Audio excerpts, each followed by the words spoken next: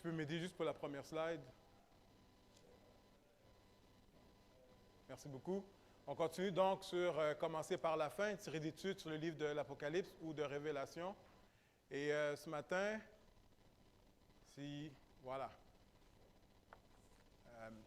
On va parler du chapitre 2 et du chapitre 3 pour les 3 prochaines semaines. Donc aujourd'hui, dimanche prochain et le dernier dimanche du mois, nous allons aborder les chapitres 2 et 3. Et les chapitres 2 et 3 parlent de Jésus qui parle aux 7 églises, et qui fait une évaluation des églises et qui juge son église.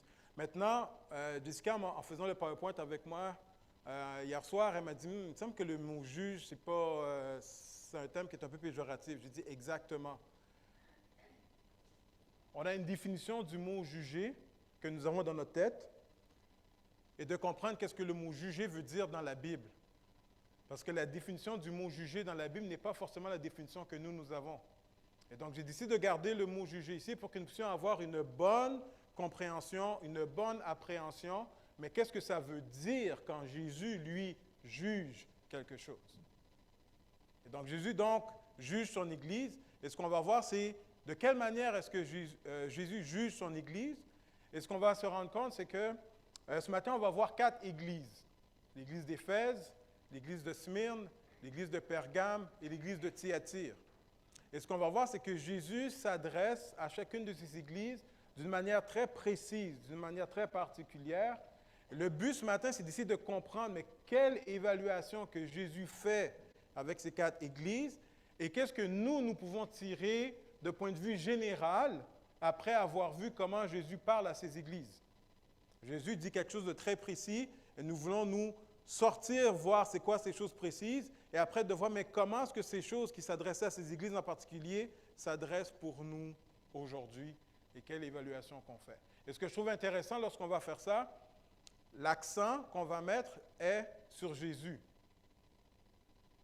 C'est une évaluation, c'est un jugement que Jésus fait. Et donc le but de l'étude est de savoir mais qu'est-ce que Jésus, comment Jésus évalue, et quels sont les critères d'évaluation de Jésus? Et de se rendre compte, ce que Jésus considère comme important pour l'Église, est-ce que c'est ce que nous considérons important pour l'Église aussi? Est-ce que nous avons le même critère d'évaluation de Jésus ou est-ce que nous avons développé notre propre critère d'évaluation pour déterminer qu'est-ce qu'une bonne Église? Et donc, c'est ce qu'on va voir ce matin. On va commencer avec une petite évaluation. Pourquoi est-ce que Jésus commence à faire son évaluation dans le livre des Révélations avec son Église? Pierre nous donne une réponse. Pierre nous dit ceci.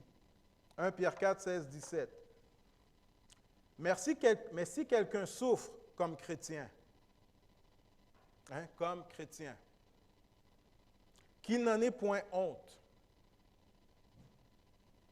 et que plutôt il glorifie Dieu à cause de ce nom.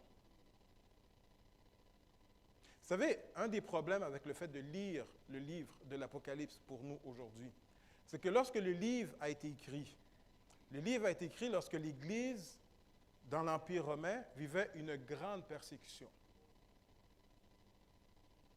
Et on va voir plus ça dans le chapitre 4, chapitre 5, où est-ce qu'on va parler de la persécution des chrétiens à l'époque. Une des raisons qui fait qu'on a de la difficulté à lire le livre, c'est parce que nous ne sommes pas une Église persécutée.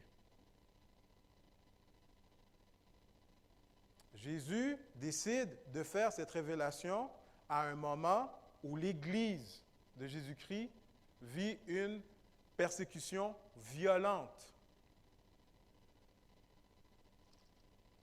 Qui fait que Jésus veut répondre à ses enfants à l'époque qui vivent cette persécution. Et qui se posent la question, la manière qu'on est persécuté, Seigneur, est-ce que tu nous as oubliés? Est-ce que tu nous as oubliés? Si quelqu'un souffre comme chrétien, qu'il n'en ait point honte, et que plutôt il glorifie Dieu à cause de ce nom. Et un de mes mots préférés dans la Bible, car. Il y a une raison. Il y a une raison. Car quoi? Car c'est le moment où le jugement de Dieu va commencer. Et il commence où le jugement de Dieu? Dans la maison de Dieu.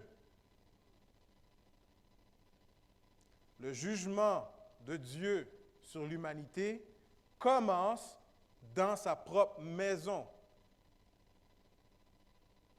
Avant d'évaluer le monde extérieur, le jugement de Dieu commence dans sa maison. Et voyez le lien qu'il fait. Il dit, si tu souffres, glorifie Dieu. Pourquoi? Parce que le jugement de Dieu commence dans la maison. Et donc, Pierre dit ici qu'il y a une sorte d'association qui existe entre la souffrance que le chrétien vit et le jugement de Dieu. Premièrement, qu'est-ce que jugement veut dire? Deuxièmement, c'est quoi le lien entre les deux? C'est quoi le lien entre les deux? Or, si c'est par nous qu'il commence le jugement, quelle sera la fin de ceux qui n'obéissent pas à l'Évangile de Dieu?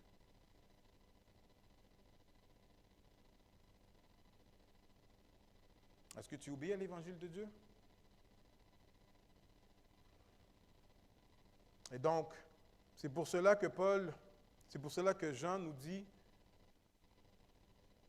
que la première chose que Jésus fait, c'est d'évaluer son Église. Et donc, comment est-ce que Jésus évalue son Église? Première Église qu'il va évaluer, c'est l'Église d'Éphèse. Écrit à l'ange de l'Église d'Éphèse. Voici ce que dit celui qui tient les 7 étoiles dans sa main droite, celui qui marche au milieu des 7 chandeliers d'or. Première chose à comprendre. À chaque fois que Jésus va s'adresser à une des 7 églises, il se présente. Il se présente toujours. Mais ce qui est intéressant, c'est qu'à chaque fois qu'il va se présenter à une église, il se présente d'une manière différente. Il ne répète jamais la même représentation lorsqu'il parle à une église. À chaque église, Jésus se présente d'une manière différente. Maintenant, pour ceux qui s'en rappellent, la référence que nous avons pour les descriptions que Jésus fait vient du chapitre 1er, les versets 9 à 20 qu'on a étudiés ensemble. Chaque référence que Jésus fait une référence au moment où Jésus s'est révélé à Jean dans le chapitre 1er. Et donc, qu'est-ce qu'il mentionne là? On l'a déjà vu. Okay? Donc, Jésus fait une évaluation, mais lorsqu'il se présente, il donne un indice de la manière qu'il va parler à son Église. Il dit, il crie à l'Église d'Éphèse, il dit que celui qui tient les 7 étoiles dans sa main droite, celui qui marche au milieu des 7 chandeliers d'or. Qu'est-ce que ça veut dire? Jésus est présent au milieu de son Église. Vous vous rappelez qu'est-ce que Emmanuel veut dire? Dieu avec nous. Jésus va évaluer l'Église d'Éphèse en leur faisant comprendre, je suis au milieu de toi. Je suis présent au milieu de toi. Je suis là. Et c'est pour ça qu'il commence en disant ceci, je connais tes œuvres. Je connais. Pourquoi je connais? Parce que je suis présent au milieu de toi. Est-ce que Jésus est au milieu de nous ce matin? Je connais tes œuvres, ton travail et ta persévérance. Je sais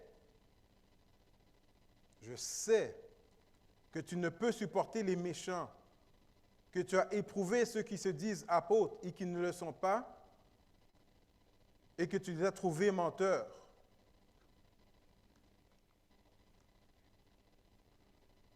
Je sais que tu as de la persévérance. Il répète une deuxième fois, il l'a dit auparavant. Que tu as de la persévérance, que tu as souffert à cause de mon nom et que tu ne t'es point lassé. Donc, l'évaluation positive, je connais tes œuvres, je vois ton travail, je vois ta persévérance, je vois que tu ne peux pas supporter le méchant, que tu éprouves ceux qui se disent apôtres et qui ne le sont pas, que tu les as trouvés menteurs, tu as de la persévérance, que tu souffres à cause de mon nom et que tu ne t'es point fatigué. Je veux dire, comme rapport, tu ne peux pas avoir mieux que ça, là. Tu ne peux pas avoir une meilleure présentation comme rapport. Et pourtant, Et pourtant, mais, ce que j'ai contre toi, c'est quoi? Qu'est-ce qu'il dit? Tu as abandonné quoi? Tu as abandonné ton premier amour. Je trouve ça extraordinaire que Jésus vient dans une église et qui dit, je connais tes œuvres, je connais tes actions, je connais ta persévérance, je connais ta persévérance 2 fois, je sais les choses que tu as souffert pour moi, je vois à quel point tu t'es pas lassé de moi, tu as éprouvé ceux qui se disent apôtres et qui ne le sont pas. Puis il dit cependant, malgré que tu as fait tout ça, tu fais tout ça là. Il dit malgré ça, tu as abandonné ton premier amour. Première question, comment expliquer que du monde peut faire toutes ces choses-là tout en ayant oublié son premier amour en même temps? Comment quelqu'un peut persévérer, découvrir les menteurs, ne pas supporter le méchant, souffrir pour la cause de Christ, et malgré cela, Jésus te dit, en passant, tu as oublié ton premier amour. Moi, ma première question que je me pose, c'est est-ce que c'est possible?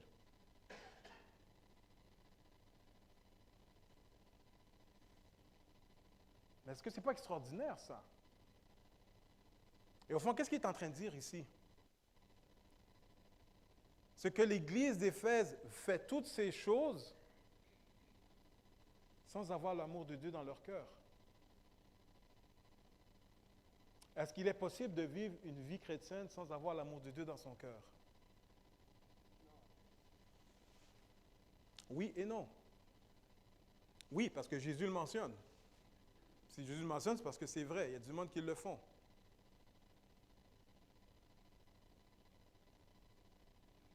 Apparemment, il est possible de faire toutes les bonnes choses,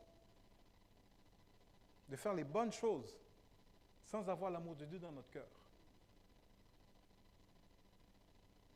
Wow! Wow! Est-ce que ça ne nous parle pas en tant qu'Église, ça? Qu'est-ce que Jésus évalue? Qu'est-ce que Jésus évalue? Et il va plus loin. Souviens-toi donc d'où tu es tombé.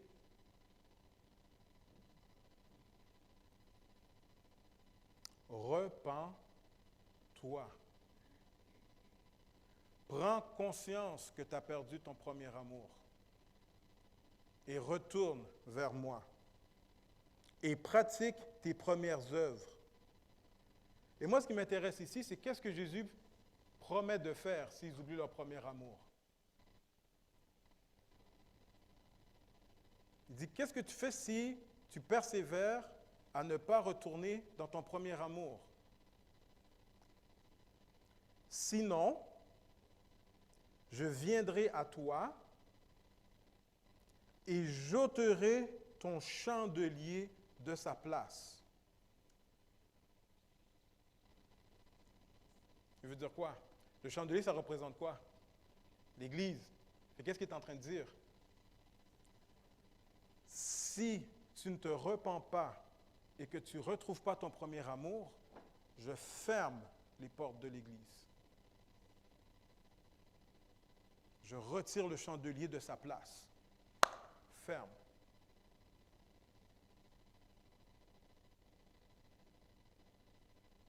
Extraordinaire. Malgré les bonnes œuvres, malgré sa persévérance, malgré qu'ils se battent contre les menteurs puis les faux prophètes, puis malgré qu'ils souffrent pour la cause de Christ, Jésus leur dit, si tu ne retrouves pas ton premier amour, je ferme les portes de l'Église.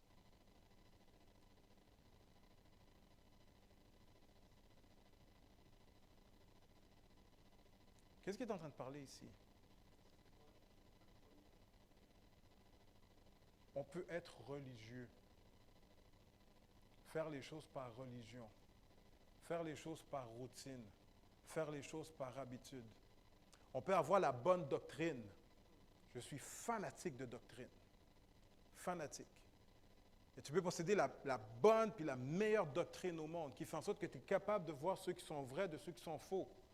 Tu es capable de reconnaître ceux qui sont vraiment des enfants de Dieu, ceux qui ne le sont pas. Tu as la bonne doctrine pour pouvoir bien faire une évaluation.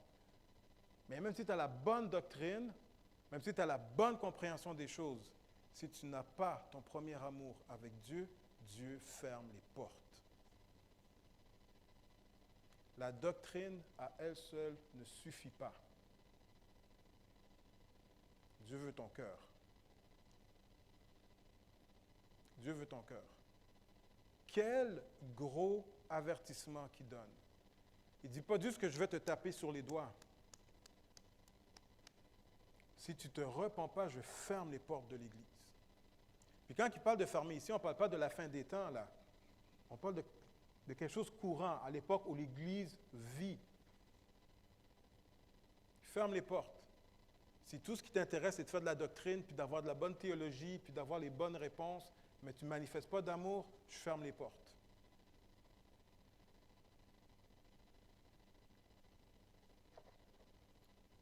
Continue.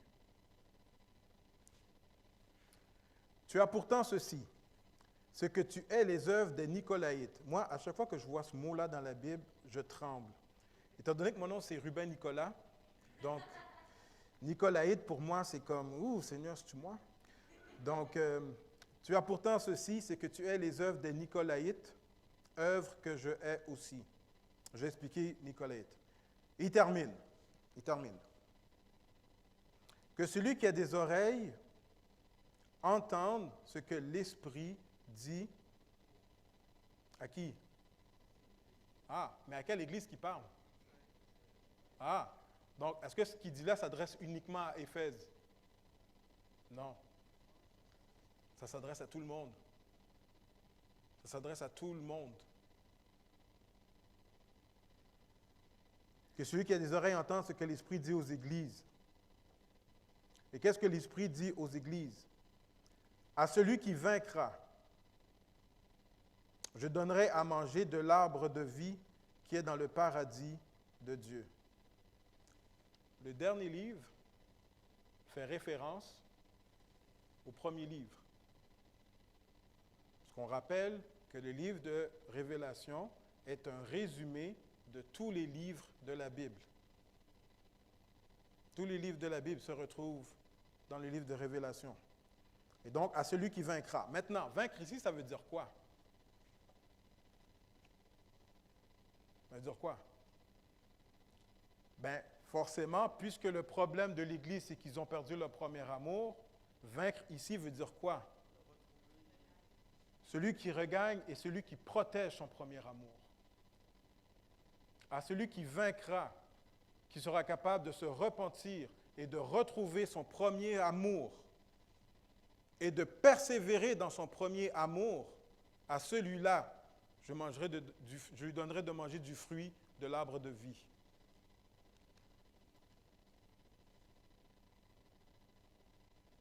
Est-ce que tu possèdes ton premier amour avec Jésus-Christ? Est-ce que tu persévères dans ton premier amour avec Jésus-Christ? Juste reprendre, hein? Si vous êtes d'accord avec moi, ce n'est pas moi qui parle, hein? C'est ce que Jésus dit. Que celui qui a des oreilles entende ce que Jésus est en train de dire.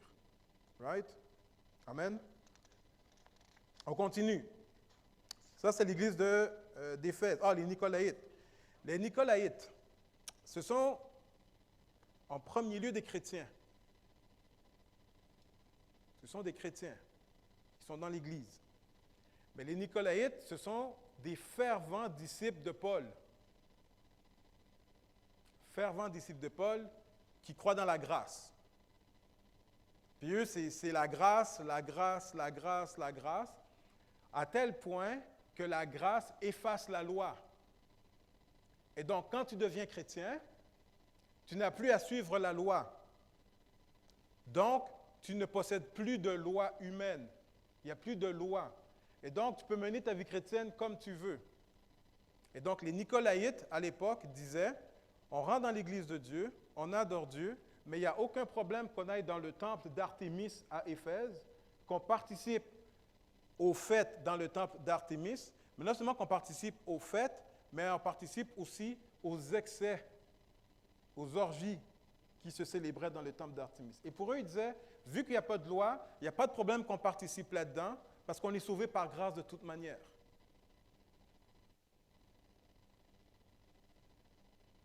Ouais. Les Nicolaïtes. On est sauvé par grâce, pas nécessaire d'obéir à Dieu, pas nécessaire d'obéir à des lois. Hein? Fais ce que tu veux, comme tu veux. Intéressant. Je vais revenir sur eux parce qu'apparemment, ils n'étaient pas juste à l'église d'Éphèse. Je suis rendu où, là? OK. Écrit à l'église de Smyrne. Il y a 2 églises, parmi les 7, que Dieu ne fait aucun reproche. Aucun reproche. Smyrne, ici, et l'église de Philadelphie qu'on va voir la semaine prochaine. C'est intéressant ce qu'il dit. Voici ce que dit qui? Le premier et le dernier. Autrement dit, l'alpha et... OK. Celui qui était mort et qui est revenu à la... OK. Pourquoi est-ce qu'il ne dit pas ici qu'il est celui qui possède les 7 chandeliers d'or dans sa main? Pourquoi est-ce qu'il ne dit pas qu'il est celui qui est au milieu des 7 chandeliers? C'est parce que ce que Jésus a à dire à Smyrne a rapport à ça. Ce qu'il a à dire à Smyrne a rapport au fait qu'il est le premier et le dernier, et c'est un rapport au fait qu'il était mort et qu'il maintenant il est revenu à la vie. Écoutez bien. Je connais ta tribulation et ta pauvreté, bien que tu sois riche. Tu es pauvre, mais tu es riche. OK. Et les calomnies de la part de ceux qui se disent juifs et ne le sont pas, mais qui sont une quoi? Une synagogue de Satan. Yeah, boy. Est-ce qu'on peut vraiment faire un lien entre les deux? Une synagogue? Est-ce qu'une synagogue peut être une synagogue de Satan? Qu'est-ce que Satan veut dire? Accuseur, adversaire. Pourquoi est-ce que la synagogue est une synagogue de Satan? De ceux qui se disent juifs, mais qui ne le sont pas.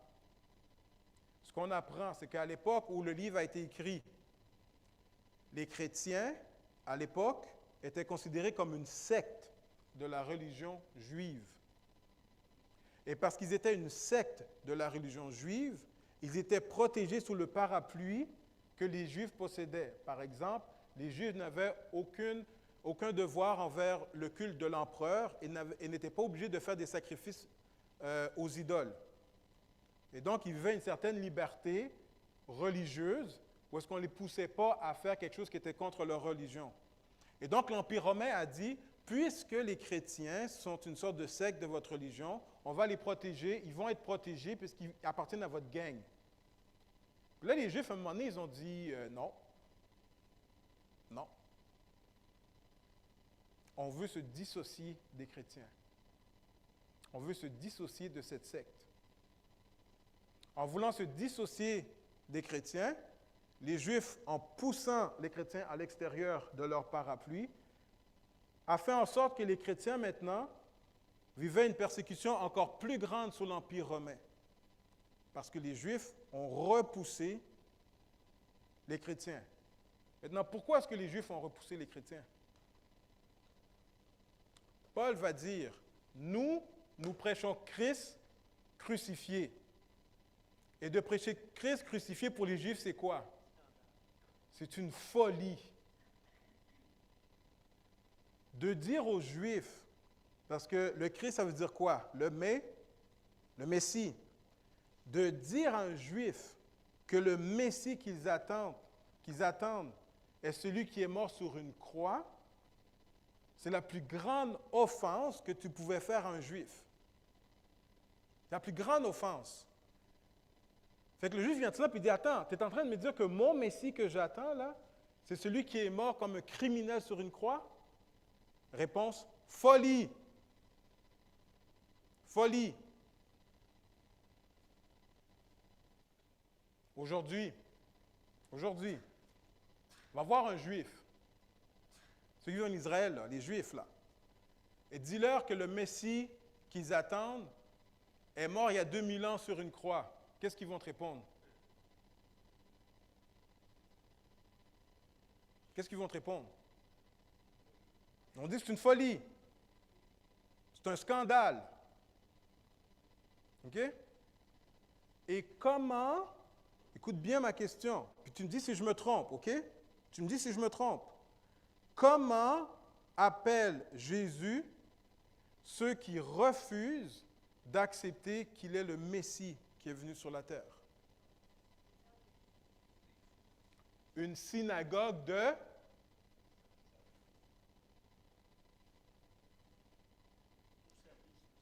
Comment est-ce que Jésus considère les Juifs qui refusent d'accepter qu'il est le Messie? Une synagogue de... OK? Alors, je vais juste dire ceci. Que ceux qui ont des oreilles pour entendre, entendent, puis que ceux qui ont intelligence pour comprendre, comprennent. OK? Je vais juste dire ça. J'ouvre la parenthèse, je la ferme tout de suite. Que ceux qui ont de l'intelligence pour comprendre, comprennent ce que Jésus est en train de dire ici. Les Juifs qui refusent d'accepter Christ comme Messie sont considérés comme une synagogue de Satan. Je ferme ma parenthèse.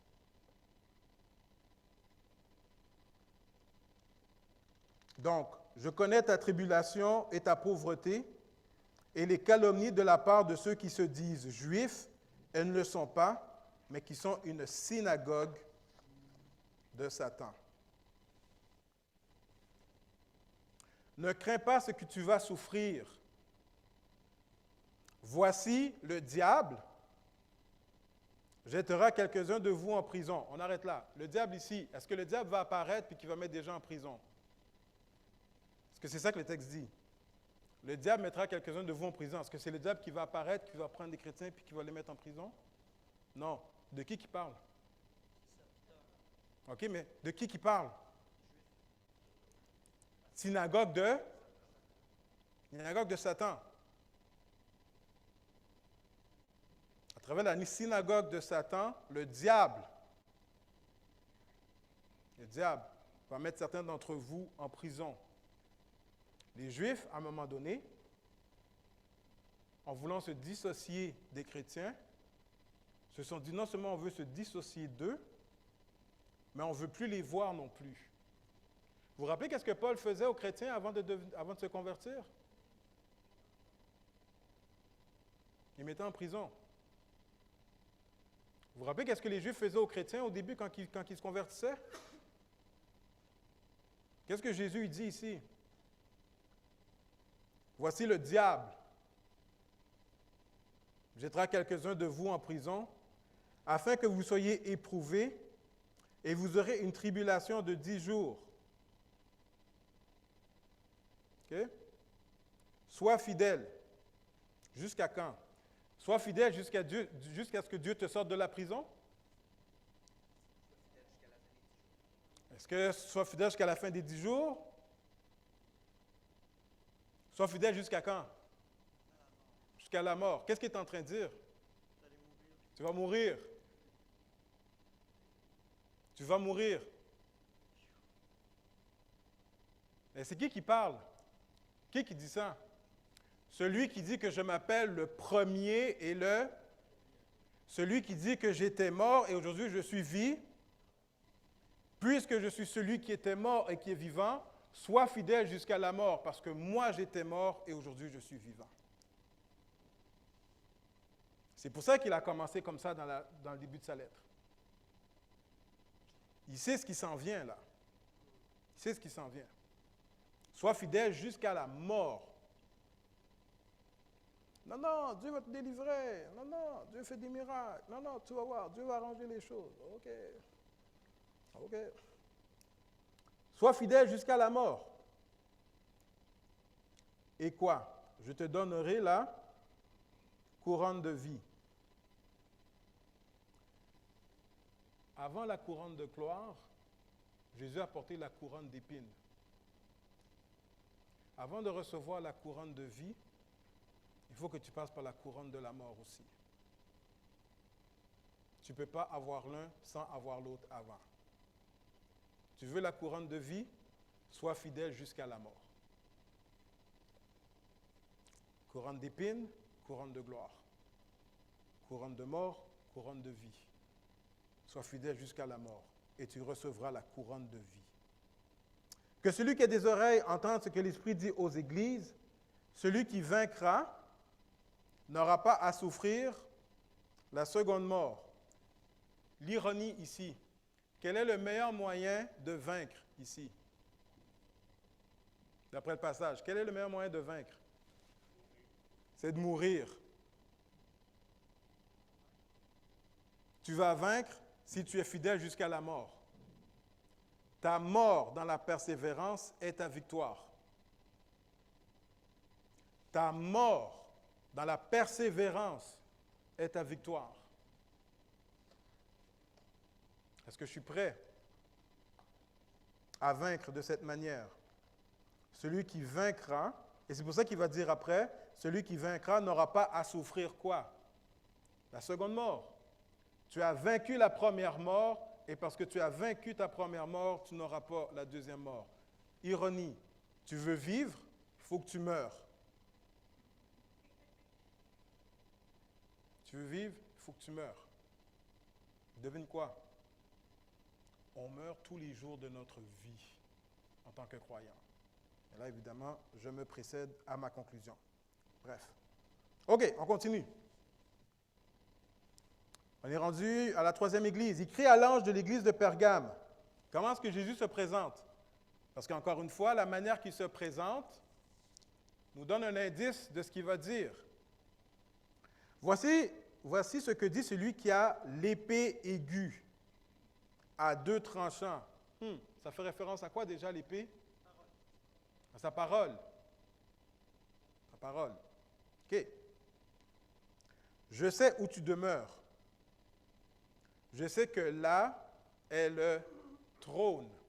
Ah, c'est pas la même chose. C'est pas la même chose. À une église, il dit c'est là que se trouve la synagogue.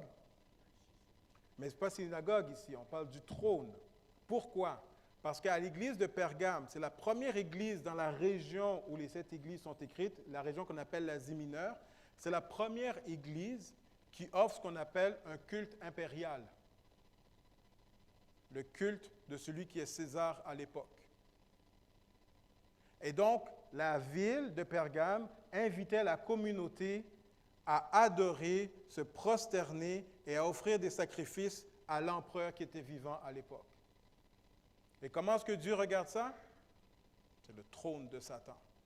Pourquoi? Parce qu'au lieu d'amener les gens à regarder vers Dieu, qu'est-ce qu'on fait? On invite les gens à regarder vers l'homme. On élève l'homme, on adore l'homme, on se prosterne devant l'homme, on sacrifie. Et donc, tout ce qui appartient à Dieu, adoration, louange, célébration, honneur, on prend ce paquet-là, on se tourne de Dieu et on l'offre à un être humain. Et puis ça, les amis, c'est l'objectif premier de Satan. Au lieu d'adorer Dieu, tourne ton regard de Dieu et adore l'homme. Parce que quelque part, en adorant l'homme, tu adores celui qui est le roi des hommes, l'ennemi. Et donc, puisqu'ils font le culte impérial dans cette ville de Pergame, Jésus définit cette ville comme étant le trône de Satan. Donc, je sais où tu demeures, je sais que là est le trône de Satan, donc ce culte impérial qui est offert aux hommes. Tu retiens mon nom, tu n'as pas renié ma foi, même au jour d'Antipas, mon témoin fidèle qui a été mis à mort chez vous, là où Satan a sa demeure. OK? Ça va bien? Mais, OK, qu'est-ce qui se passe?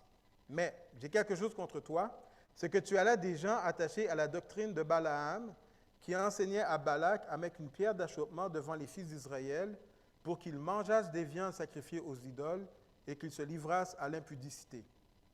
De même, toi aussi, tu as des gens attachés pareillement À la doctrine de qui? La doctrine des Nicolaïtes. C'est ce que j'enseignais tout à l'heure. Il dit, ce que j'ai contre toi, c'est que tu acceptes dans l'Église une doctrine qui va à l'encontre de ce que j'enseigne. L'épée de la parole. L'épée de la parole. La parole représente la doctrine, les enseignements de Christ. Et Jésus dit, je suis celui qui vient avec cette épée à deux tranchants. Tu acceptes dans ton milieu des gens qui enseignent une fausse doctrine. Tu acceptes que des gens enseignent une fausse doctrine. Qu'est-ce qu'il demande? Repens-toi donc, sinon je viendrai à toi bientôt et je les combattrai avec l'épée de ma bouche, avec ma parole. De la même manière que la doctrine seule n'est pas suffisante s'il n'y a pas le premier amour, mais de la même manière, si une Église laisse entrer les faux enseignements, si une Église laisse entrer les fausses doctrines, Dieu aussi va porter un jugement contre cette Église. En tant qu'Église, la Bible nous dit, nous sommes les colonnes de la vérité. Nous sommes le sel de la terre, la lumière du monde. Et nous devons absolument protéger la doctrine et la parole que Dieu enseigne. Je ne sais pas s'il y a une époque dans l'histoire de l'Église où l'Église peut être autant menacée qu'à l'époque où nous vivons aujourd'hui. Parce que si tu veux écouter une prêche, tout ce que tu as à faire, c'est ouvrir l'Internet, tu vas sur YouTube, des prêches en veux-tu? En v'là. Et le problème, comme j'ai déjà répété, c'est que tu vas sur Internet, tu écoutes quelqu'un, puis tu te dis, Mike enseigne bien, lui. Waouh, c'est extraordinaire. Hein, les révélations qu'il fait. Waouh, je n'avais pas vu ça. Sauf que si tu ne fais pas d'évaluation, si tu n'as pas des critères d'évaluation, sans t'en rendre compte, quelqu'un commence avec ce qui semble être la vérité. Il divise simplement de 5 degrés de la vérité. Puis toi, tu te dis, c'est extraordinaire. Puis après, à un moment donné, il divise de 5 degrés, il divise de 10 degrés de la vérité. Mais comme le 5 degrés, tu l'as pris, bien le 5 autres degrés, tu le prends aussi. Et avant longtemps, sans t'en rendre compte, tu es complètement éloigné de la vérité de Dieu. Je ne pense pas qu'il y a une époque comme celle d'aujourd'hui où l'Église est autant menacée de faux enseignements que l'Église d'aujourd'hui. Et comme je vous ai dit, ce n'est pas que les enseignements ils disent d'adorer Satan, là. Ils vont vous dire d'adorer Jésus. Ils vont vous dire de très bonnes choses, sans vous rendre compte qu'ils sont en train de vous éloigner de la parole de Dieu. Qu'est-ce que Paul dit par rapport, qu'est-ce que Luc dans Actes dit par rapport aux gens de Bérée? Il dit les gens de Bérée sont des gens nobles. Pourquoi? Parce que lorsque Paul enseignait, les gens retournaient chez eux, ils lisaient les Écritures pour voir si ce que Paul disait était vrai. Voyons, c'est Paul. Paul ne se trompe pas, là. Non. Paul t'enseigne, merci, on retourne à la maison, on regarde les Écritures pour voir ce que tu dis, c'est vrai. Faites la même chose avec moi. Je vous enseigne la parole avec le plus d'intégrité possible dans mon cœur. Mais si vous faites juste avaler ce que je vous dis sans jamais vérifier, il y a un danger. Il y a un danger. Il faut toujours évaluer ceux qui enseignent. C'est notre responsabilité d'évaluer ceux qui nous enseignent. Parce que peut-être qu'ils ne font pas exprès, mais ils peuvent des fois nous enseigner les mauvaises choses. Donc, repens-toi, sinon je viendrai à toi et je les combattrai avec l'épée de ma bouche. Que celui qui a des oreilles entende ce que l'Esprit dit aux églises. À celui qui vaincra. Avez-vous remarqué qu'à chaque fois, il dit à celui qui vaincra? À celui qui vaincra, je donnerai de la manne cachée et je lui donnerai un caillou blanc. Et sur ce caillou est écrit un nom nouveau que personne ne connaît si ce n'est que celui qui la reçoit. Maintenant, faire ça vite. La manne cachée. La manne cachée fait référence évidemment à l'époque de l'Exode où le peuple vivait de la nourriture que Dieu donnait. Or, la différence, c'est que ceux qui sont de Dieu mangent la nourriture que Dieu donne, ce qui est contraire que de manger les viandes sacrifiées aux idoles. Donc, au lieu de manger de la viande sacrifiée aux idoles, mange la manne que Dieu te donne. Et de quelle manne qu'on parle ici? La parole de Dieu. À celui qui vaincra, je lui donnerai de manger ma parole, la manne cachée. Je lui donnerai un caillou. La question du caillou, les amis, il y a plusieurs interprétations. Un caillou blanc avec un nom dessus. En tout et partout, ce que ça représente, c'est que celui qui va vaincre va entrer dans la présence du Seigneur. Il est avec le Seigneur, avec un nom nouveau. On continue et on termine avec l'église de Thyatire. Donc, c'est ça qui est en avant? Ouais. OK. Dernière église. Écrit à l'ange de Thyatire. Attention, il fait une présentation. La présentation nous donne un indice. Voici ce que dit le Fils de Dieu, OK, celui qui a les yeux comme une flamme de feu et dont les pieds sont semblables à de l'airain ardent. Les flammes de feu représentent quoi déjà? Il t'éprouve, car le feu éprouve les œuvres. Le feu purifie l'or, mais le feu consume le foin. Les épreuves te consument pour savoir de quoi tu es fait. Donc le Seigneur a les yeux de feu pour voir de quoi tu es fait. Et les pieds semblables à de l'airain parlent de stabilité. Parlent de stabilité. Et donc il dit ceci. Je connais tes œuvres, ton amour, ta foi, ton fidèle service, ta constance et tes dernières œuvres plus nombreuses que les premières. OK, mais c'est quoi le problème d'abord? Un beau tableau comme ça. Tu te dis, wow, moi j'ai le goût de me péter les bretelles, là. Il dit quelque chose d'intéressant, qui est particulier à l'église de Thyatire, OK? Particulier à l'église de Thyatire. Mais ce que j'ai contre toi, c'est que tu laisses la femme Jézabel, qui se dit prophétesse. Tu la laisses enseigner et séduire mes serviteurs pour qu'ils se livrent à l'impudicité et qu'ils mangent des viandes sacrifiées aux idoles. Il y a quelqu'un à l'église de Thyatire, une femme apparemment qui est dans l'église et qui enseigne toutes sortes de cochonneries, toutes sortes de bêtises dans l'église. Et au lieu que les leaders se lèvent pour faire taire cette personne, il la laisse faire dans l'église. Il la laisse enseigner. Je lui ai donné du temps afin qu'elle se repentît, et elle ne veut pas se repentir de son impudicité. Donc, elle enseigne des fausses doctrines, elle enseigne des fausses choses, comme les Nicolaïtes l'ont fait. Il dit ceci, « Voici, je vais la jeter sur un lit et envoyer une grande tribulation à ceux qui commettent adultère avec elle, à moins qu'ils ne se repentent de leurs œuvres. Je ferai mourir de mort. Je ferai mourir de mort ses enfants. Et toutes les églises connaîtront que je suis celui qui sonde les reins et les cœurs, yeux de feu, et toutes les églises connaîtront que je suis celui qui sonde les cœurs et les reins, et je vous rendrai à chacun selon vos œuvres. À vous, à tous les autres de Thyatire qui ne reçoivent pas cette doctrine et qui n'ont pas connu les profondeurs de Satan, comme il les appelle, je vous dis, je ne mets pas sur vous d'autres fardeaux. Seulement, ce que vous avez, retenez-le jusqu'à ce que je vienne. Sois stable, sois fidèle, sois stable, sois comme un pied d'airain. Seulement, ce que vous avez, retenez-le jusqu'à ce que je vienne.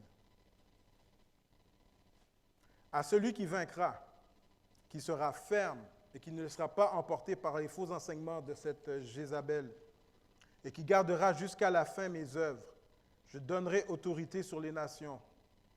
Il les pètera avec une verge de fer, comme on brise les vases d'argile, ainsi que moi-même j'en ai reçu le pouvoir de mon Père, et je lui donnerai l'étoile du matin. C'est quoi l'étoile du matin? OK? Allons voir dans Révélation, chapitre 22. Révélation, chapitre 22, verset 16.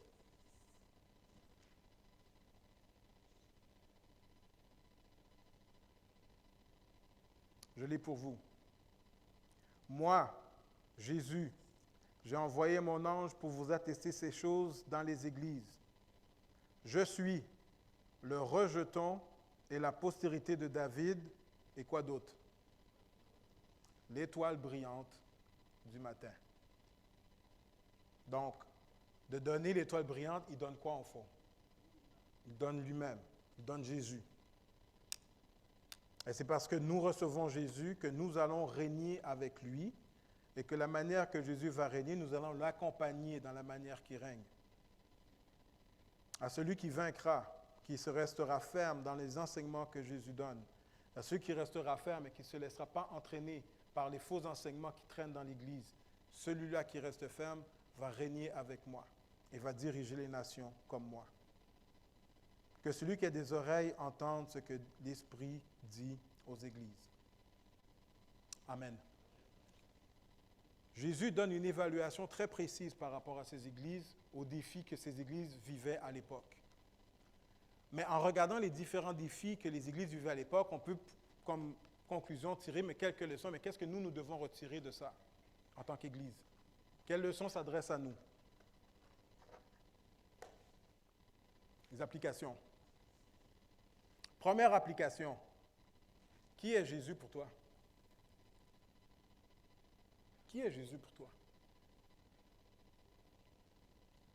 Parce que c'est ta manière de définir Jésus qui va déterminer la manière que Jésus interprète ta vie. OK? Donc, 4 églises, 4 manières différentes de comprendre qui est Jésus. Jésus est celui qui tient les 7 étoiles dans sa main droite et qui marche au milieu des 7 chandeliers. Jésus est celui qui marche au milieu de son Église. Je vais revenir sur ce que j'ai dit la semaine passée. Si je suis vraiment conscient que Jésus marche au milieu de notre Église, est-ce que ça ne devrait pas avoir un impact sur ma manière de me présenter devant lui? Si je suis vraiment sérieux de croire que Jésus est au milieu de nous, là. Jésus est le premier et le dernier, celui qui était mort et qui est revenu à la vie. Jésus possède la vie, nos vies entre ses mains. Si Jésus est vraiment celui qui est le dernier et le premier, qu'est-ce que ça veut dire par rapport à ma vie? Qu'est-ce que ça veut dire par rapport à ma mort? Numéro 3. Jésus est celui qui a l'épée aiguë à 2 tranchants, qui possède la parole de vérité. Quelle est ma réponse par rapport à Jésus et la parole de vérité? Et finalement, Jésus, Fils de Dieu, celui qui a les yeux comme une flamme de feu et dont les pieds sont semblables à de l'airain ardent. Est-ce que mes œuvres passeraient le test du feu de Jésus? Est-ce que mes œuvres sortiraient comme de l'or purifié? Ou est-ce que mes œuvres sont consumées par le feu qui est dans les yeux de Jésus? Là, ça, c'est juste 4 images. On va en voir 3 autres. Et on va en avoir d'autres dans le livre de Révélation. Parce que la révélation, c'est la révélation de Jésus qui nous enseigne des choses, mais c'est la révélation de la personne de Jésus. OK? Je l'ai dit la dernière fois, je le répète. Le problème avec notre compréhension, c'est que l'image que nous avons de Jésus est trop petite. Elle est trop petite, l'image que nous avons de Jésus. Parce que lorsque je prends conscience de la grandeur, de la majesté de la personne de Jésus, je vous garantis qu'on ne mène pas notre vie n'importe comment. On ne mène pas notre vie n'importe comment. Nous avons une trop petite image de la majesté de qui est Jésus. Et nous aurons un jour à rendre compte de ça.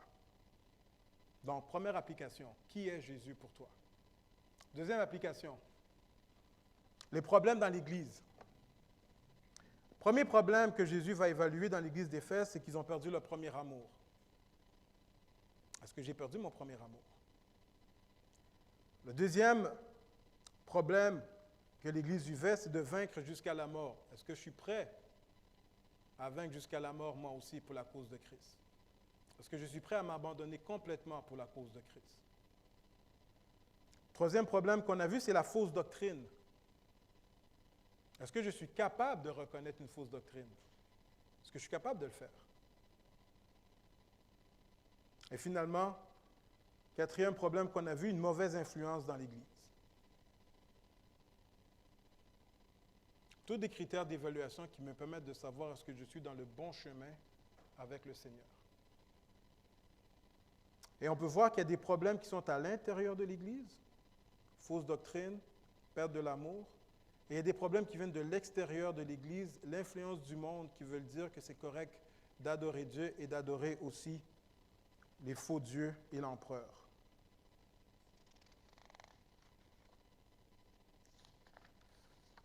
Et pour terminer, comme application, les promesses de Jésus.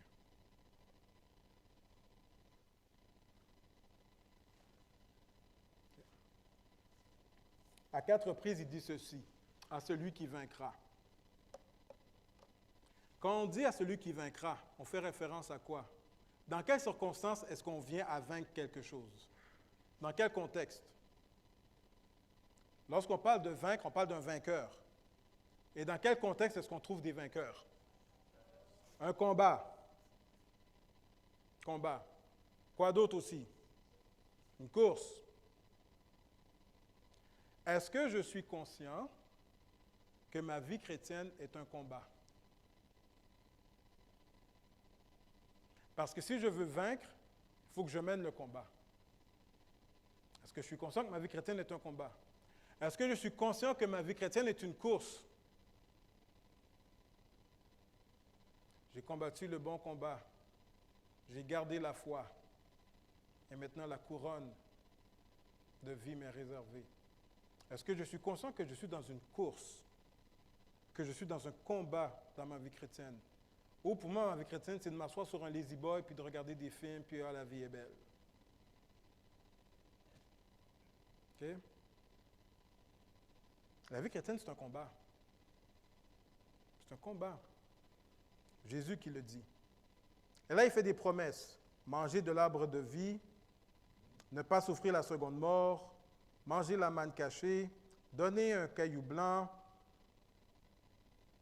donner autorité sur les nations, régner avec Jésus-Christ. Tout ça, c'est une seule et même réalité. Laissez-moi vous dire, pour terminer avec ça. Laissez-moi vous dire. De la même manière, on n'est pas capable de comprendre la grandeur de Jésus. L'un des problèmes que nous avons, c'est que nous ne comprenons pas la grandeur de la récompense qui nous appartient. Nous ne sommes pas conscients de la grandeur de la récompense qui nous appartient. Parce que si on était conscient de toute la plénitude de l'héritage qui nous appartient, est-ce qu'on vivrait notre vie comme on la vit maintenant?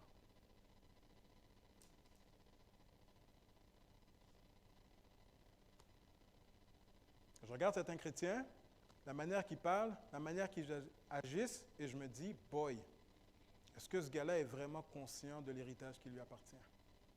Parce qu'il ne parlerait pas comme ça. Est-ce qu'elle est consciente de l'héritage qui lui appartient? Parce qu'elle ne vivrait pas comme ça. Nous devons, en tant que croyants, en tant qu'Église, prendre conscience de qui est Jésus et prendre conscience de l'héritage qui nous appartient. Parce que c'est uniquement lorsque nous prenons ces deux réalités et que nous les mettons ensemble que nous serons capables de vaincre dans toutes les épreuves que nous avons dans la vie. J'ai invité les musiciens à venir. Et si c'est correct avec vous, j'aimerais qu'on reprenne le chant « Christ est roi » pour terminer. Et donc, je nous invite donc à cette réflexion pour terminer. Tu dis que Christ est roi dans ta vie. Tu crois que Christ est roi dans ta vie. Si Jésus devait venir et faire une évaluation de ta vie, est-ce qu'il verrait ça dans ta vie? Est-ce que Jésus verrait ça dans ma vie? Qu'il est le roi. Donc, je vous invite à prier avec moi pour terminer.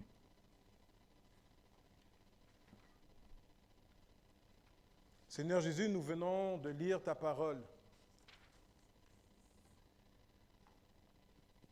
Et il est évident, Seigneur, que comme chacune de ces églises, et pour nous aussi, Nous devons apprendre, Seigneur Jésus, à te connaître encore plus. Seigneur, notre compréhension de qui tu es trop petite. Notre compréhension, Seigneur, de ce que tu fais, de qui tu es et comment tu fonctionnes, Seigneur, elle est trop petite. Nous avons besoin, Seigneur, de plonger encore plus dans qui tu es. Oui, tu es notre Seigneur et Sauveur, mais Seigneur, tu es plus que ça. Infiniment plus que ça. Ô Seigneur, que ton Saint-Esprit travaille dans nos cœurs et nous aide à grandir. Seigneur, on te prie aussi que tu nous aides à comprendre, mais quel est l'héritage qui nous appartient? Couronne de vie, manger de fruits de l'arbre, régner avec toi, manger la manne, Seigneur, avoir un caillou. Toutes ces images qui nous parlent de cette réalité de l'héritage qui nous appartient. Apprends-nous, Seigneur, à comprendre, mais quel est cet héritage? Mais Seigneur, on ne veut pas juste comprendre avec notre tête, parce que sinon on risque de tomber comme Éphèse. On veut comprendre avec notre cœur, afin que nous puissions te célébrer, t'adorer, te rendre la gloire qui t'est due. Merci, Seigneur, de prendre le temps d'évaluer l'Église. Et Seigneur, on prie que tu fasses la même chose avec nous comme Église. Viens, Seigneur, et évalue ton Église ici, l'Alliance chrétienne et missionnaire de Rimouski. Et s'il y a des choses que tu veux nous apprendre, Seigneur, que nous soyons attentifs à ce que tu veux nous apprendre. Non seulement en tant qu'Église, mais pour chacun d'entre nous en tant que croyants. C'est dans ton précieux nom que nous te prions ce matin. Amen.